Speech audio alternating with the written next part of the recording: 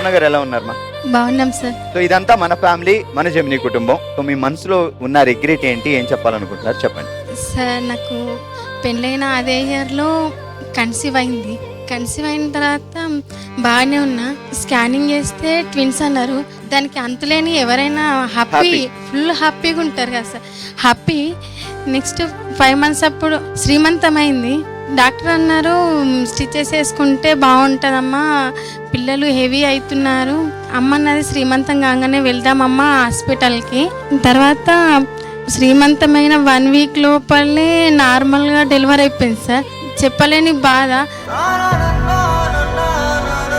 Twins అన్నప్పుడు మగపిల్లలు వచ్చిండ్రు నాకు. ఇద్దరు మగపిల్లలు 2.5 kg ఎబో పుట్టారు. నేను ఏం తినకపోతుంటే డాక్టర్ అన్నారు నువ్వు తినకున్నా సరే కానీ పిల్లలు అనేది ఎదుగుతారు అని అన్నారు.